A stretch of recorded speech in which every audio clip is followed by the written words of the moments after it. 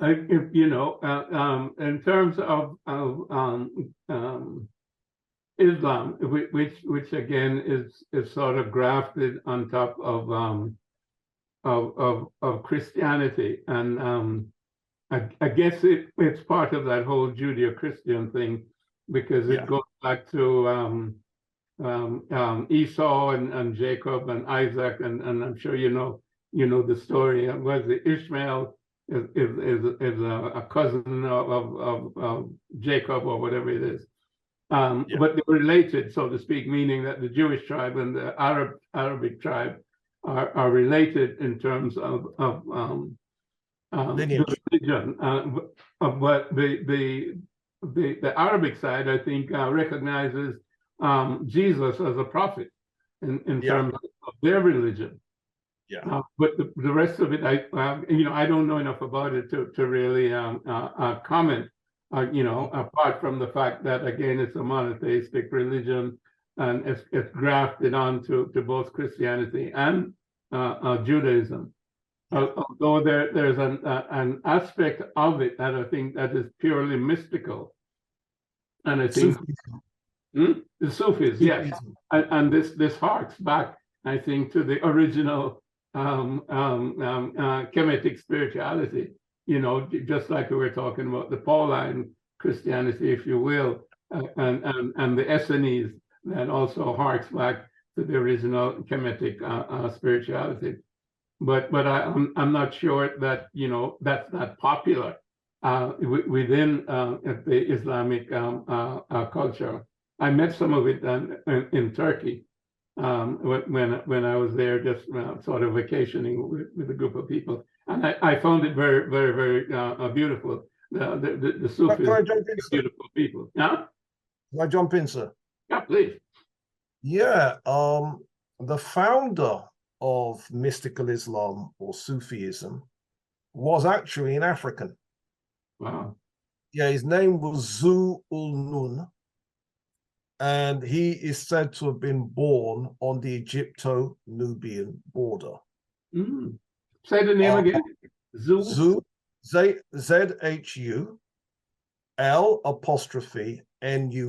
Zulun.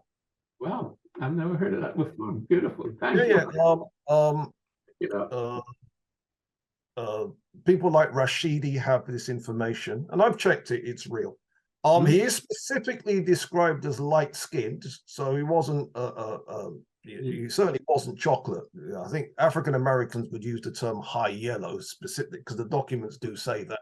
But he's born on the Egypto-Nubian border, and he is the beginnings of the 8th or 9th century, I can't remember which. And mystical Islam is traced to him. And places in West Africa like Timbuktu and so on, Sufism was extremely popular there. And so when it comes to the origins of Sufi Islam, we can claim it.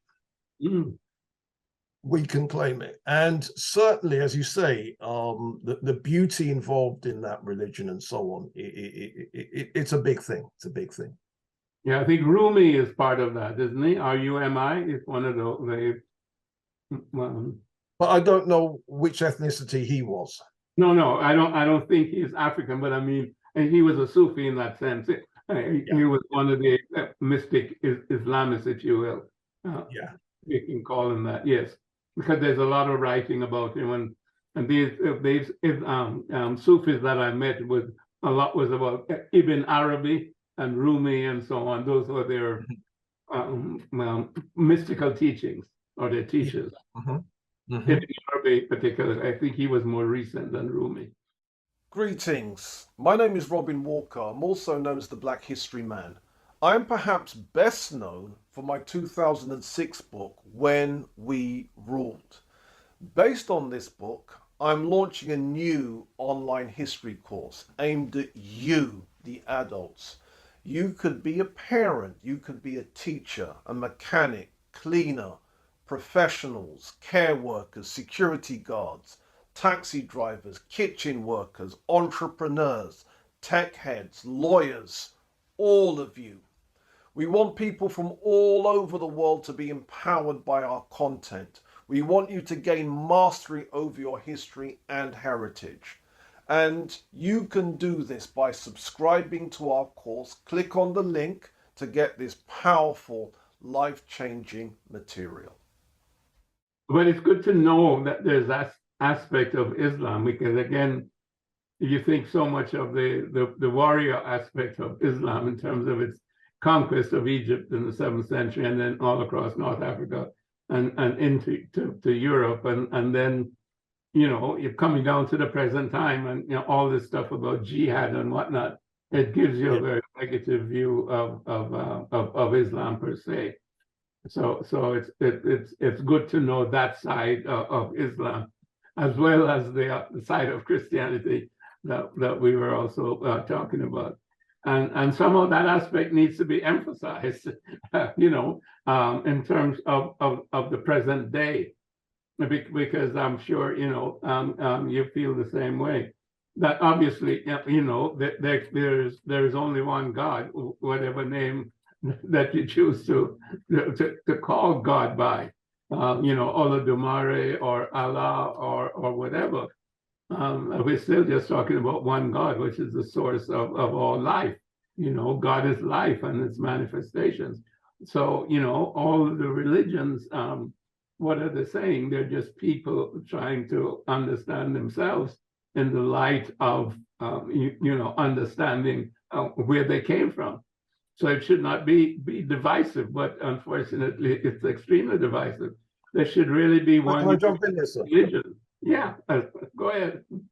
And the reason why it's divisive is because religion being more than just a spirituality, the fact that it comes with a political program as well, the fact that it comes with a political program where people are fighting over resources, the fact that it comes in a situation where you can give divine blessing to take another person's life, that's where the religions become problematic, because you can now justify beating somebody else up. You can now justify mistreating people. And that's where they become basically tools of violence, tools of oppression, and so on. And so when it comes to how we can look at religion, we have to understand that our ancient ancestors came up with very, very brilliant and very, very deep spiritual ideas. But in the hands of others, they've been able to mix it with a political program.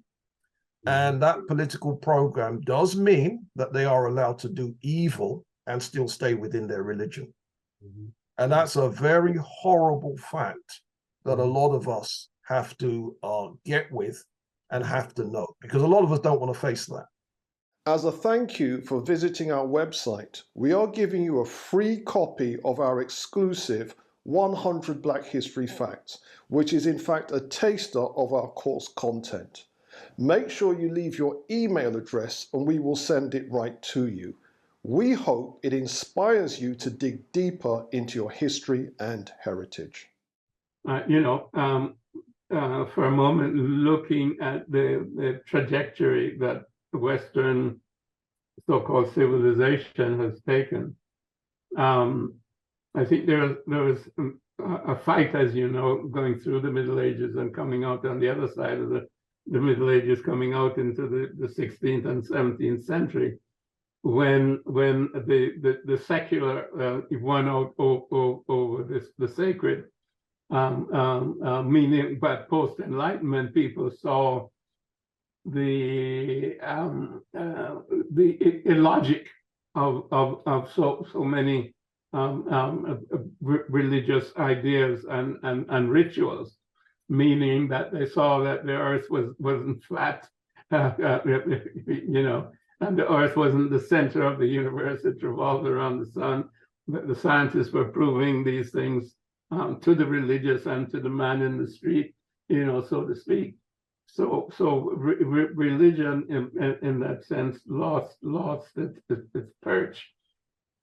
materialism as an aspect of science gained ground, and religion was moved, as you know, out to the weekends, if that, and became more as something socially acceptable that you did, rather than anything that you had a deep belief in, and affected your behavior. It didn't affect your behavior at all, from Monday to Friday. And you did a few things on the weekend that made you feel good or right with your God, so to speak. So scientific materialism took over, but religion sold itself, in the Western sense, to become the handmaiden of scientific materialism, and hence exploitative capitalism. So then the two went together, because scientific materialism and the secular aspect of society allowed religion its space, and its ability to gain power and money relative to its own belief systems, so they could live together in harmony, as opposed to having war, and then either religious winning or the secular winning. No, they made peace with each other, which was very, very smart in terms of then being able to conquer the world. So that the papacy, et cetera, as you know, blessed the ships that they were transporting, the enslaved people, kidnapped enslaved people from Africa, to the New World, and the bishops in the New World were saying, bring those Africans here. I mean, they're strong and they can work. We've worn out the Native Americans. They're dying out from disease and overwork. So you had that wedding of religion and capital, if you will, or the industrial complex, if you will. And that's where we are today. That conquered the world. That conquered Africa, and it conquered the world. And the question, which we have to get to at some point in time, then, is how do you disengage, shall we say, this beautiful spirituality, which was the origin. And you have to disengage it from religion on the one hand, and then you have to disengage it from the secular way of life, which is exploitative, and in terms of using other people's labor to enrich oneself, in terms of a class system and an elite system, owning the productive capacity, and not sharing the wealth in terms of any form of distribution. How do you disengage one from the other, and come up with a pure spirituality, if you will, that can